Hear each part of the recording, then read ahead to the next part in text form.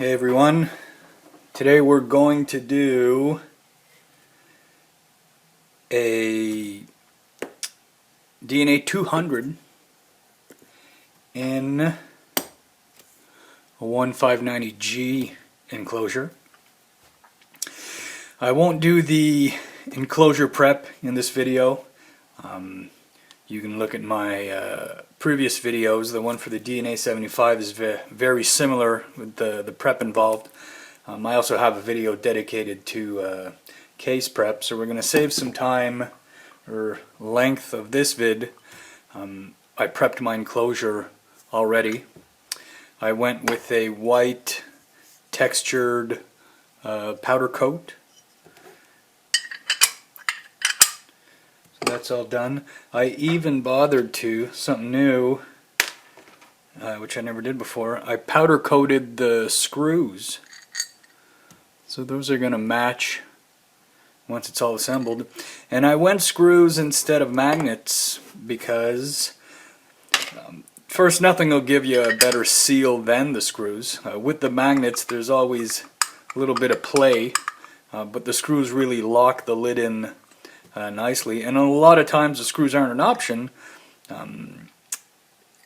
Either if you end up eliminating some of the screw posts to get things to fit in here, screws are no longer an option, or if you're using something that can't be charged externally, you've got some 18650s in there, then it would be a massive pain in the ass to remove 4 screws every time to pull your batteries out if you're doing this on a daily basis. So under those circumstances, yeah, the batteries are nice, quick to open, swap, the magnets are nice, easy to open it up and swap the batteries out. But in this case, we're using a lithium polymer battery.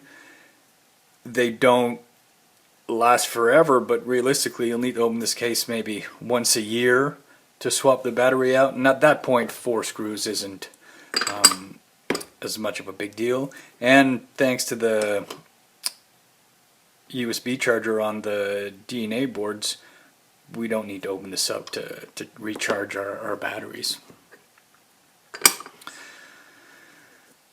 First thing we'll do then, we'll get right to it, and we'll do our 510 connector.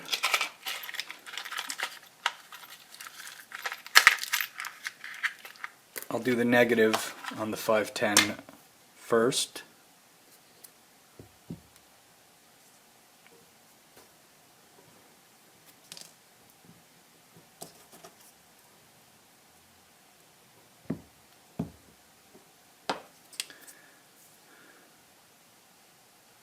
I mentioned this in all my vids.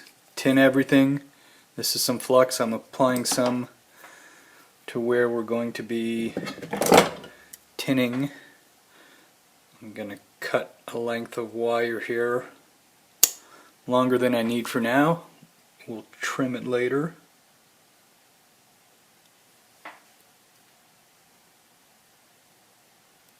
Bit of flux on the wire.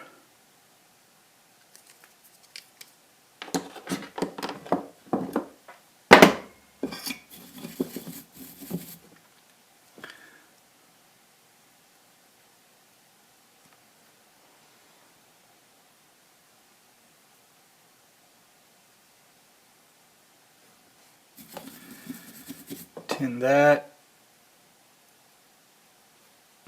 Tin the component.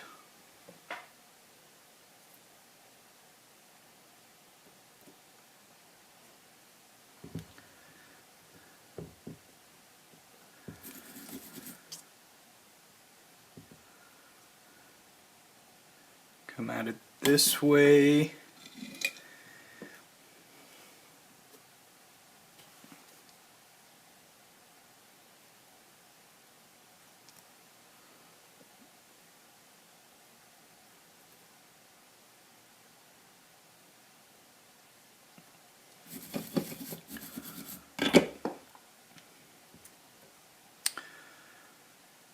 That's done. The positive on our 510, need to take this apart.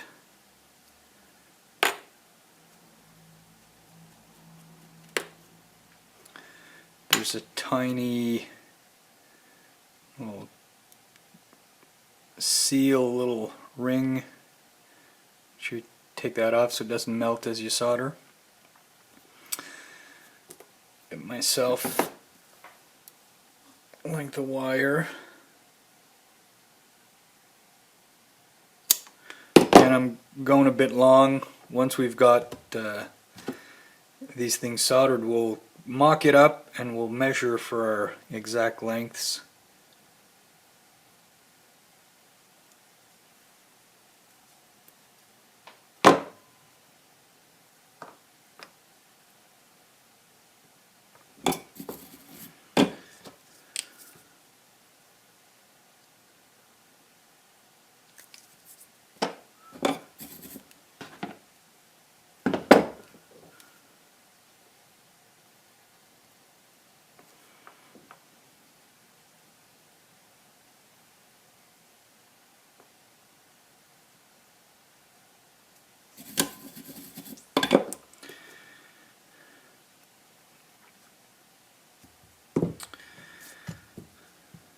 I'm going to compress the spring like this.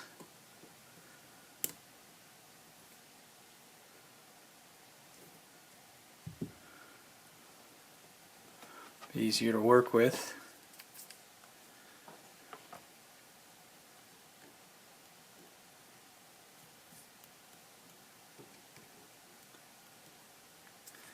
Get some flux in there.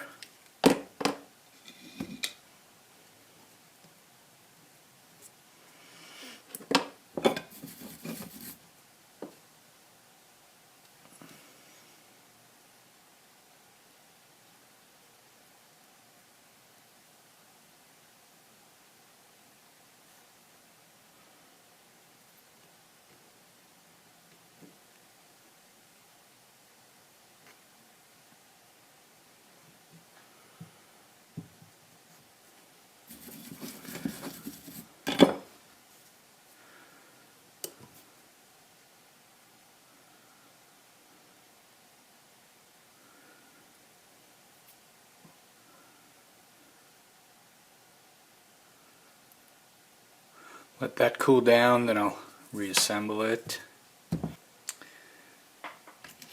We'll attach XT60 connector between the battery and the board. If we need to swap the battery when it stops holding a charge properly, it'll be a lot easier to do that. Now we can't really go straight to it. What I'll do is I'll mount it about here. Let me get the board in there so we could better gauge the amount of space we have.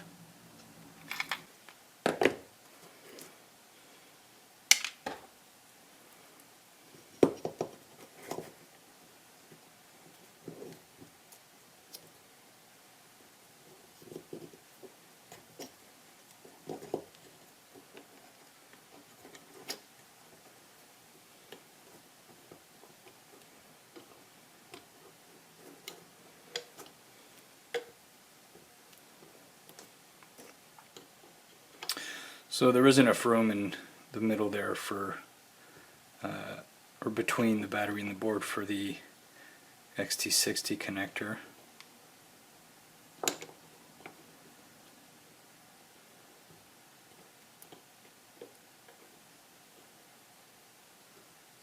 I'll come around here with it.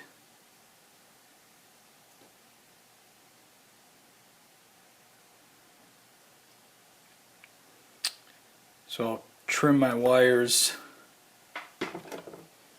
from the battery about yay long to come connect to our XT60 connector. And the other side of this, I'll run enough wire to come connect onto the pads for the battery here. And we'll have a bit of slack to take this apart if we need to change the battery. I'll do these one at a time. I'm worried if I trim them both and the exposed wire ends up, if these touch each other, it'll short out the battery, so we'll do them one at a time.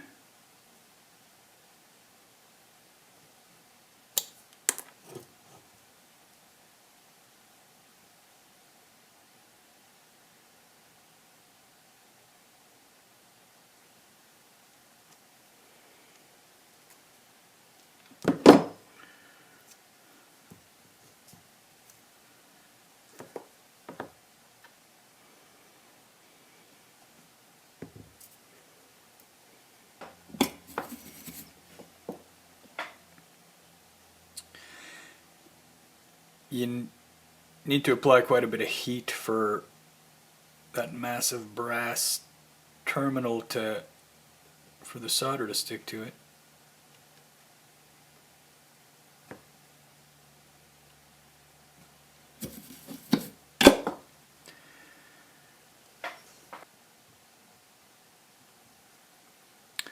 In fact, while that's cooling, I'll tin the other side of the XT60 connector.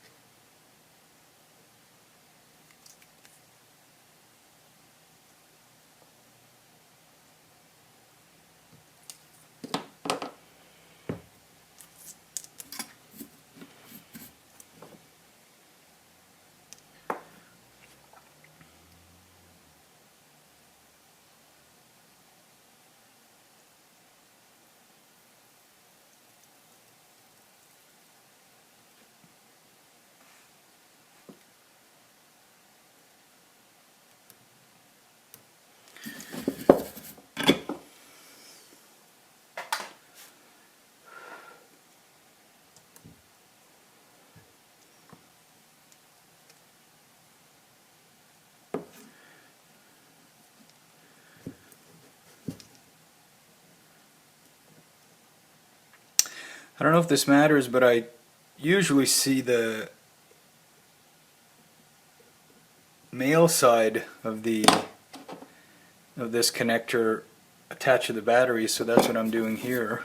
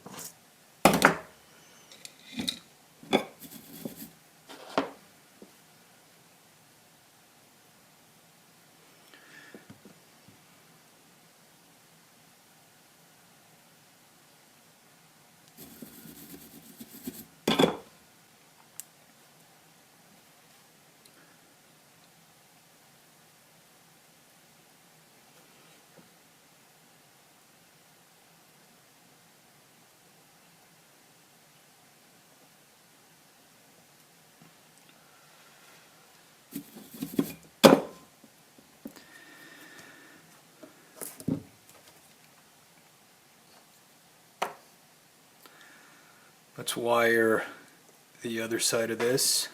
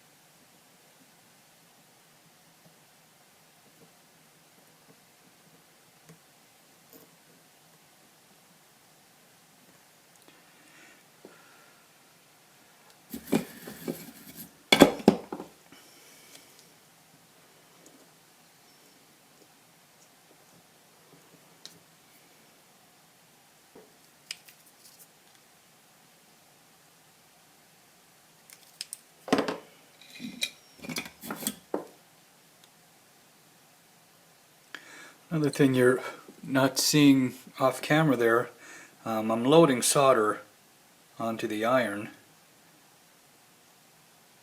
and I have another video on the channel, soldering tips and tricks, and why it's so important to be able to load up the iron like that, to have the solder stick to your iron.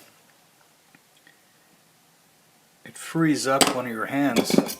I don't need to also hold solder.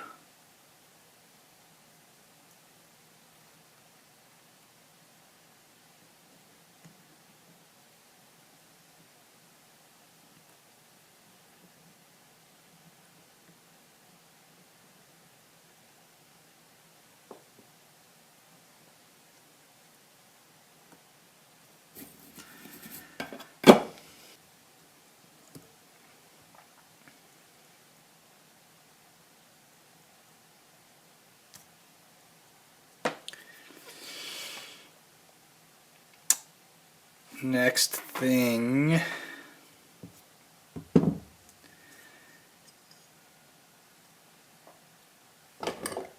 let's get the board out of here. There's a balanced connector for charging.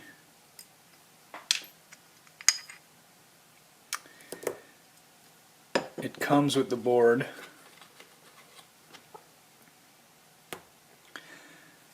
And it mounts, if you can see the holes on the bottom there. There's different ways we can mount it. We can go like this, we can go like that. The only thing that matters is that the pins are in the right order. So for example, you wouldn't want to go like this. The bottom of the connector here has channels, so the balanced the tap coming off the battery here will only fit one way. And if you're mounting in this direction, you want those channels facing away from the board.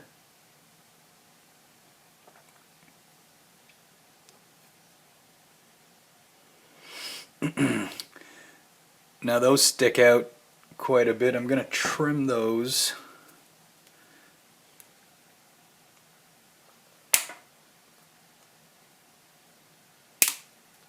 I almost made a terrible mistake here. This faces this way.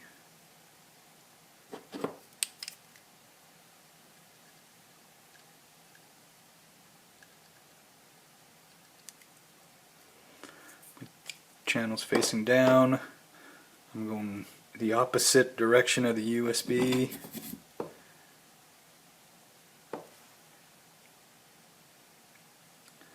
You don't need to load a lot on the iron here.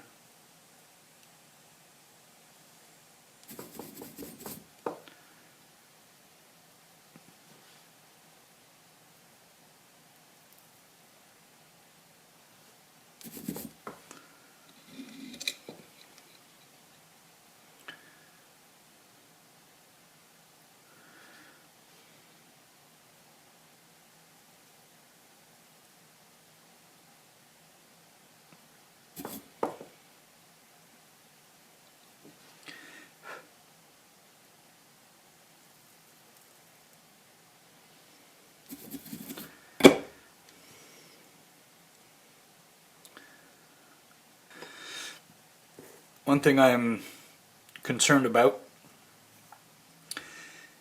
because I'm using an external fire button, the board's lower than I would have to if I'd be using the onboard fire button here, and which means these contacts here are so close to that screw post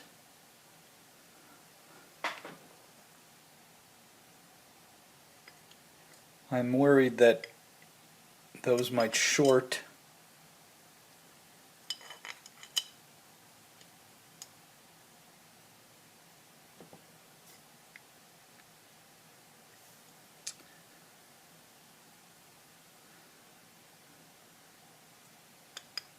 So I'm going to do two things. I'm going to file these down a bit to shorten them, and using the Dremel, I'm not going to get rid of the screw post, but I'm going to eat away at it this way to try and leave more room.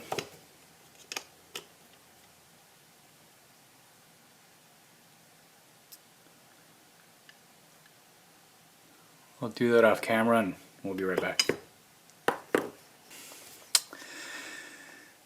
I'm not going to bother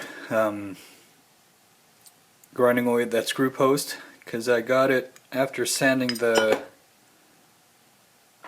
contacts flush. There's room there.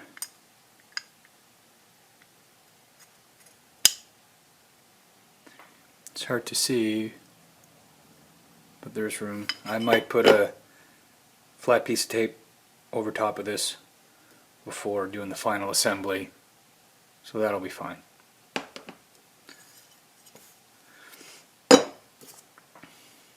Okay, we'll mock it up. We'll put the board in so we can measure our wire lengths.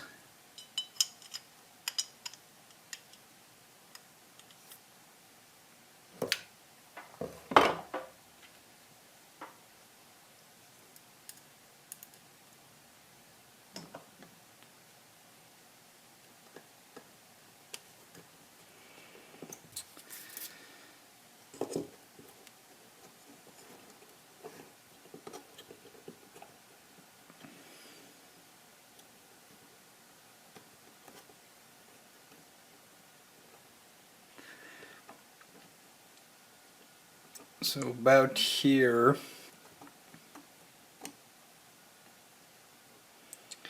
I want to make sure I have enough room down here for these battery wires and for this connector to come clip in. I think we'll be fine. So I'll double these over.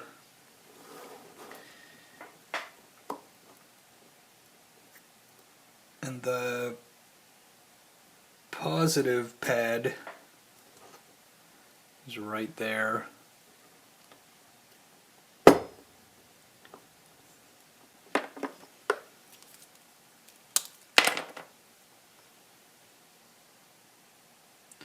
So I mark the length, and I also mark the top of the wire with the bends needed to reach this spot. Once I'm out of here and I just have the board mounted and I'm making my connection, I think it's important. So my cut is here and this is the top, so that'll be facing upwards when I make my connection, and then I'm sure that whatever bend I made to reach that part, right, so your wire won't be all like twisted and in an unnatural bend. And the pad for the negative of the battery is on the bottom there, so they'll be the same lengths. I do, however, want Same thing, figure out the bend. So this one bent towards the top, this one will go bottom.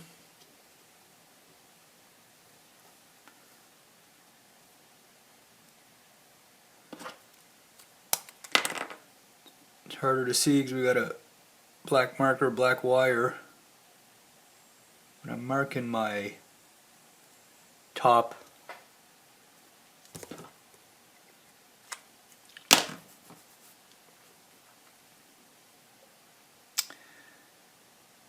These are marked.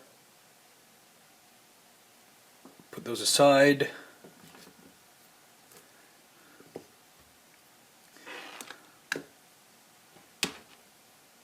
Do the length for our positive on our 510. In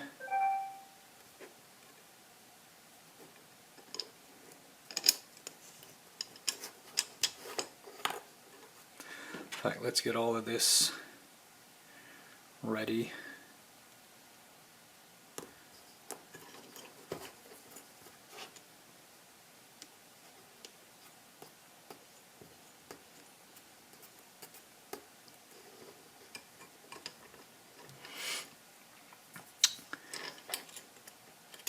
Now I want the tab on the 510 connector to be down in this corner, and it's almost impossible because of the screw post, but one thing I do frequently, and I'm going to do right here, is to bend that tab upward.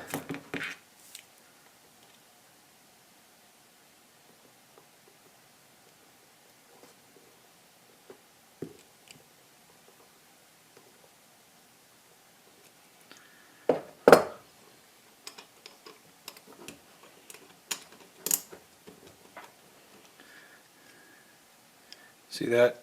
Lots of room now.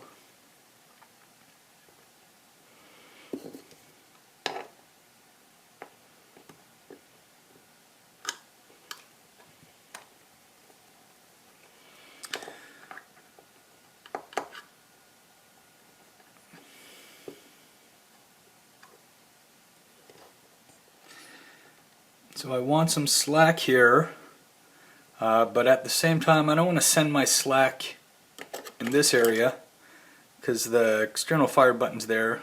It has a nut. So what I'll do then,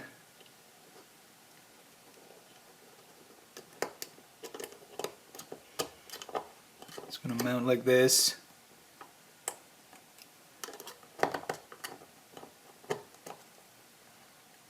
The only way I can have slack here is if I twist it and make my solder connection this way.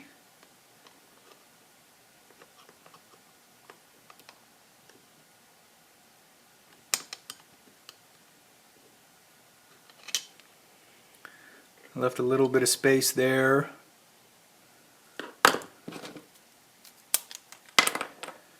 Mark my length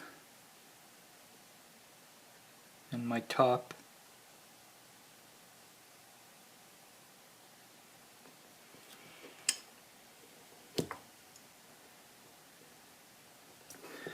And I want to do something similar with the 510 connector here.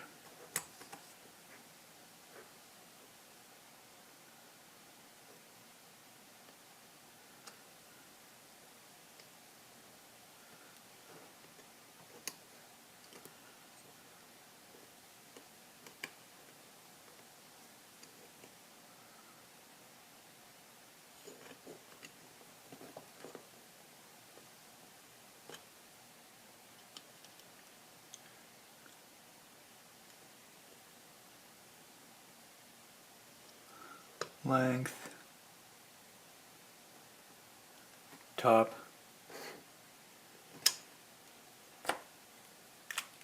Now I'm going to start cutting all these wires that we've marked to length and soldering them onto the board.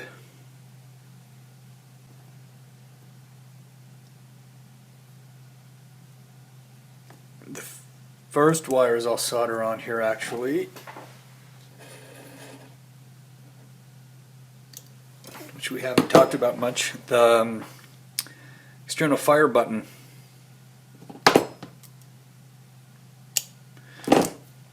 It mounts into these extra holes here on the board. The one closest to the top has a little F for fire, so we want to mount two. Got some 22 gauge cable here into those first two holes. And these you want to tin lightly, because if you add too much solder, they'll be too thick to fit inside the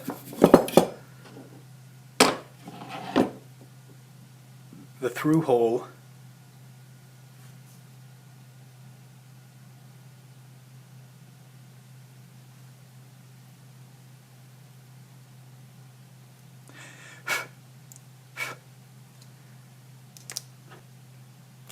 Our board will be mounted this way. I want them hidden on the inside.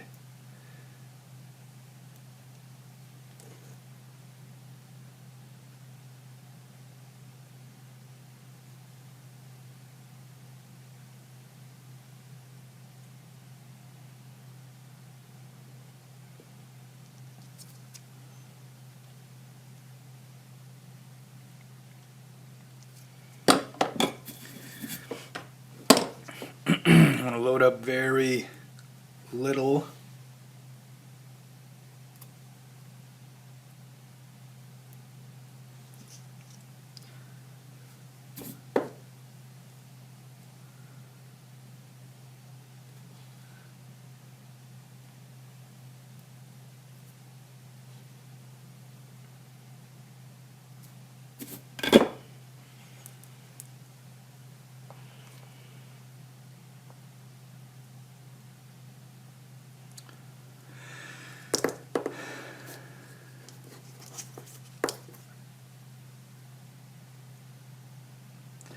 That's good.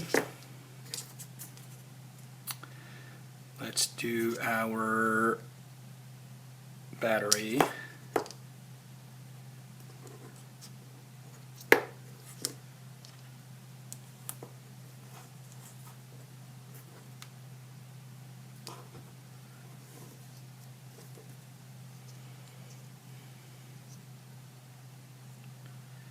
We haven't tinned any of these yet.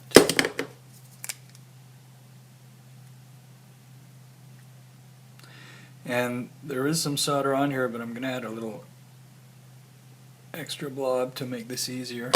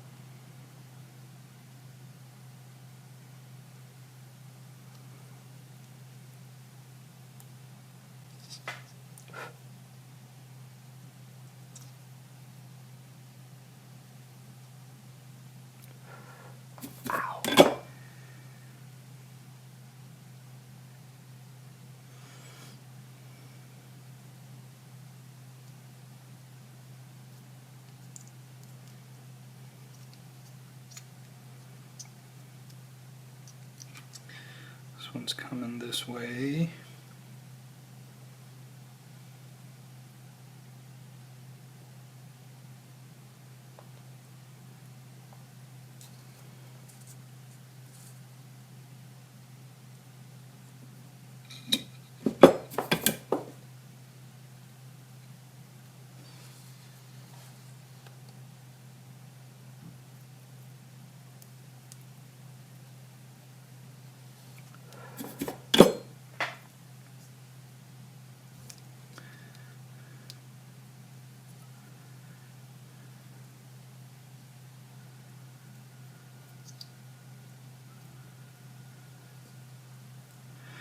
good. Now these two, if you remember, we were coming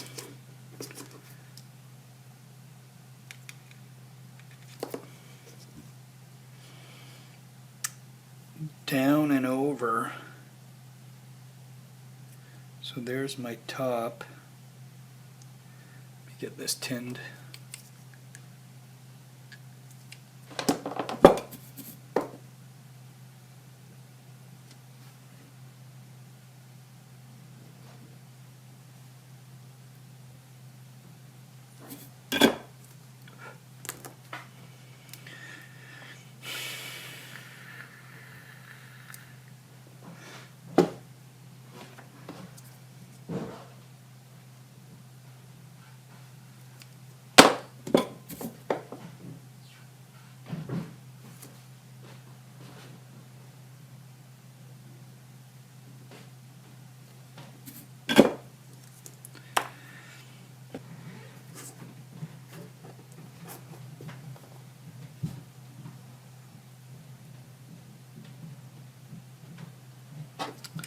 Here too, I'll add a bit more to each pad.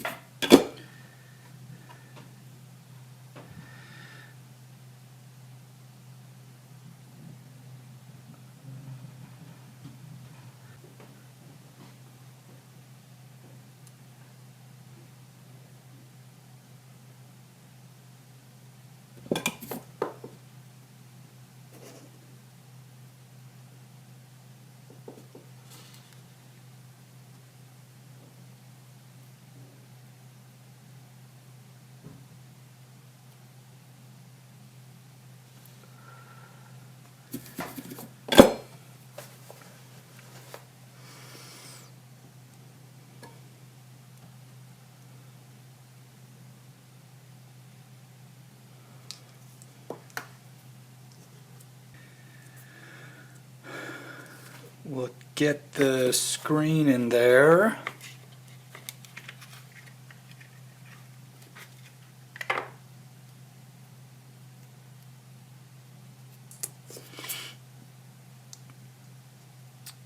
Be careful here, there's a tiny, there's a ribbon connector here, and it's going to go in this way, but there's a little hinge or door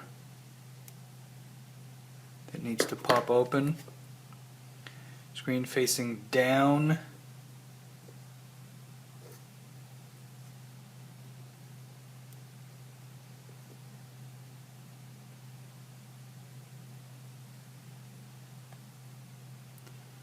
There we go. I'm going to close that. It'll click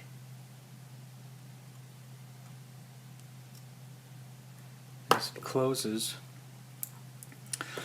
Quick little power on test.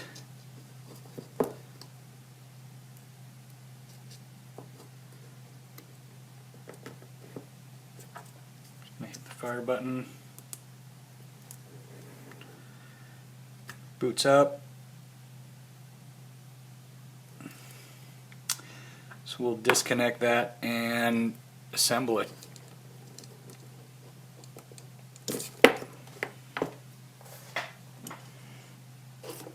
We'll mount our screen. And a trick to mount the screen,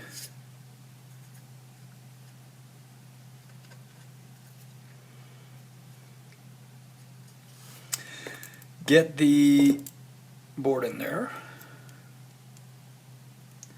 Doesn't matter whether the screen's on or not for this, you'll see now.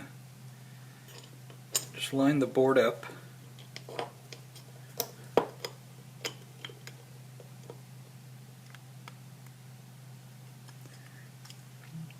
your screw posts are lined up. And mark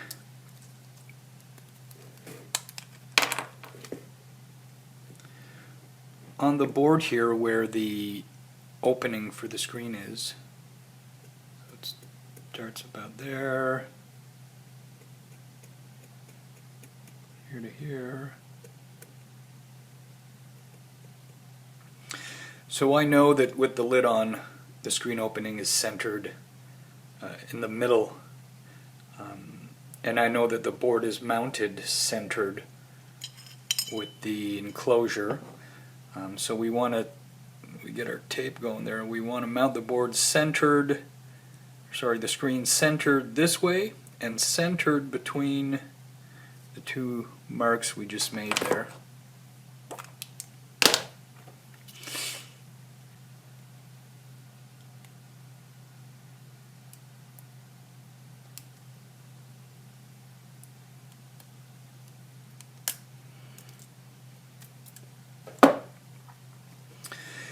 I usually mount the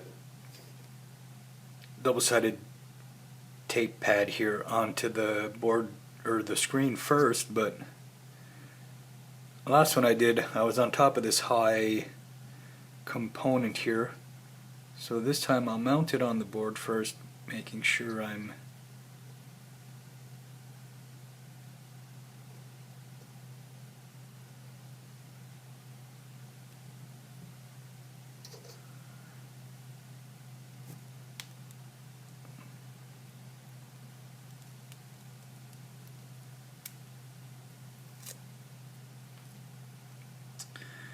now with my screen.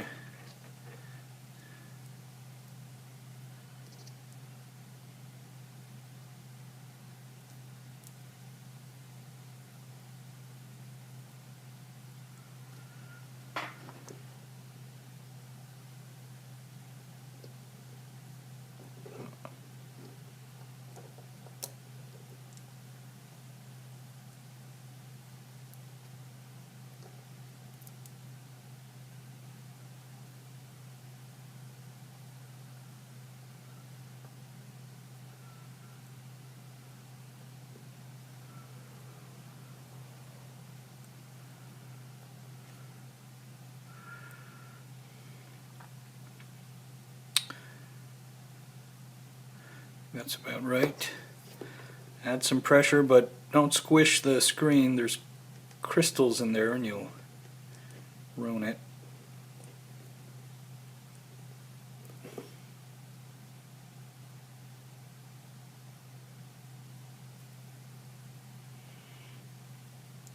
We can do some fine tuning by nudging the tape around after.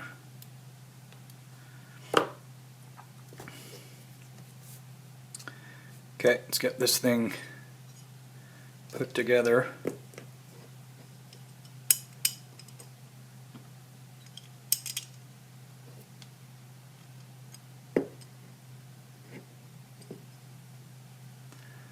I want these wires here on the inside of the standoff.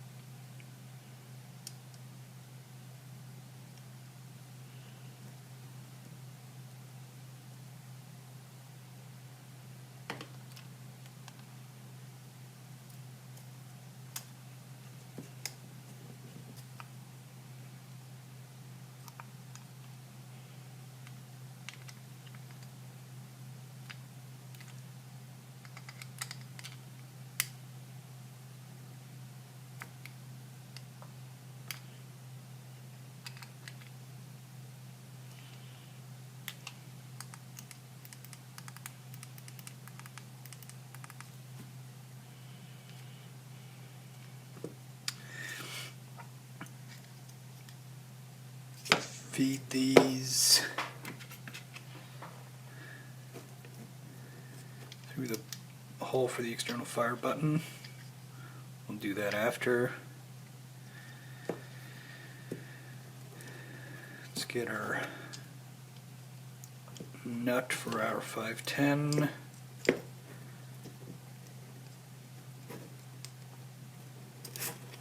Ground ring.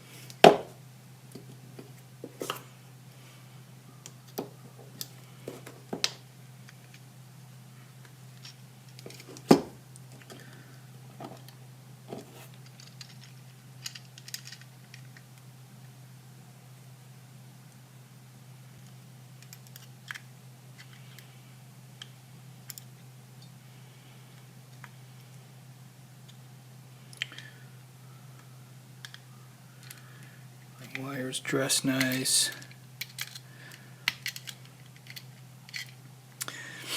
And if something ground touches the enclosure, it's not the end of the world. I mean, the ring for the 510 touches the enclosure. I believe the through holes for the screw mount are connected to ground. So it's not a big deal if something ground happens to touch the enclosure, but because the enclosure is probably grounded, we absolutely don't want anything positive to happen to touch the enclosure.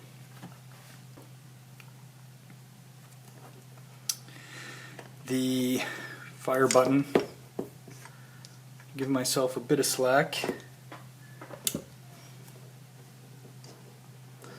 Say a little bit more than a centimeter.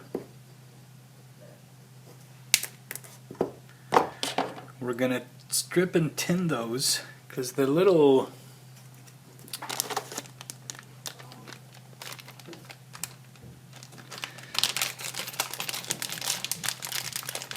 set screws on the buttons that squish the wire, if you don't tin, the strands will fray and get cut and you won't have a good connection. So we'll tin them. This way we're screwing onto something that's a lot more solid.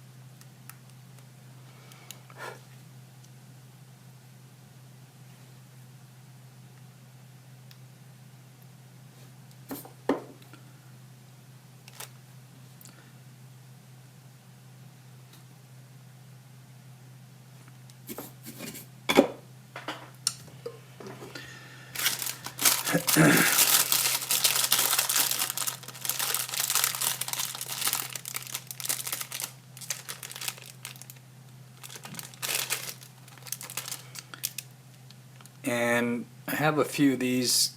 They're chrome, but red.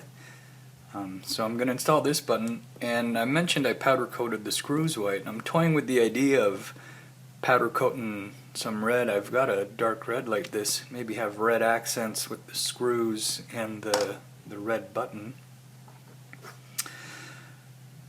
So the button's going to mount like this. I want those to be underneath the button, so it'll look clean. They'll be hidden under there, which means,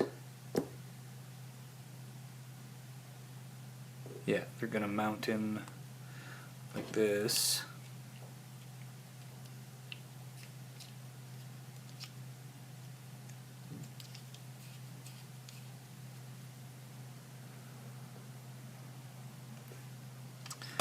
See if I can get them both on there.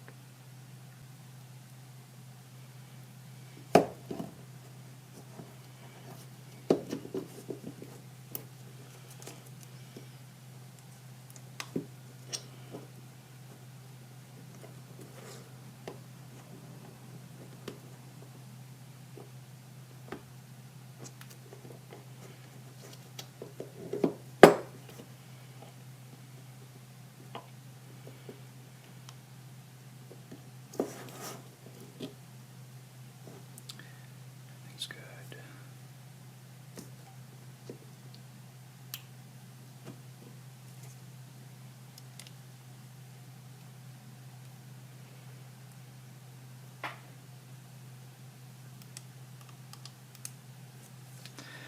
That's great.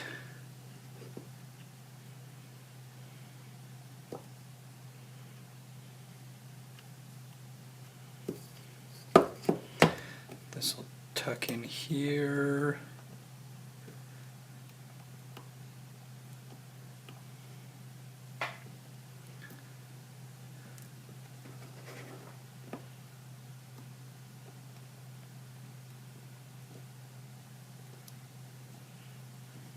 And last thing I'll do, I mentioned we want nothing positive touching the case. This is awful close to the lid, so I'm just going to throw a piece of tape on the inside of the lid to make sure that if that does touch, it's not touching the metal.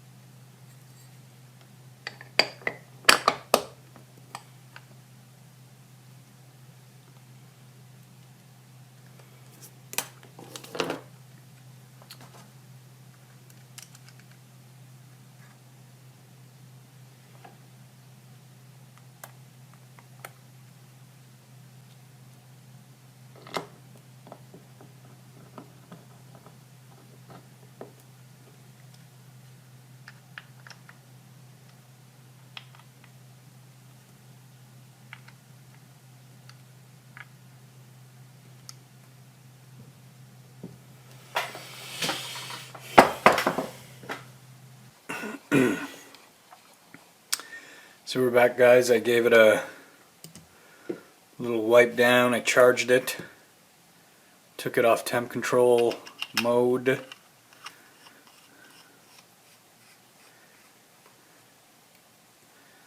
Give it a whirl.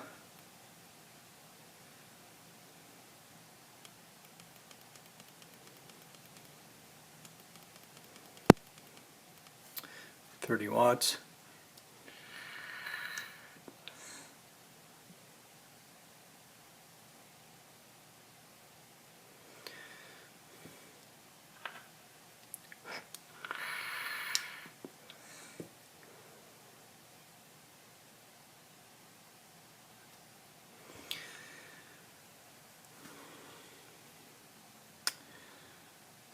I'd say the nicest one so far. That finish is great.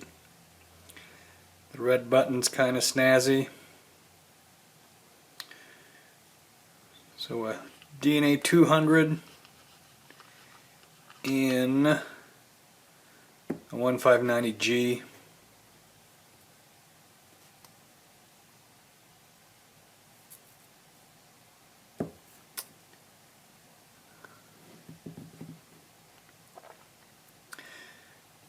Thanks for watching. We'll see you next time.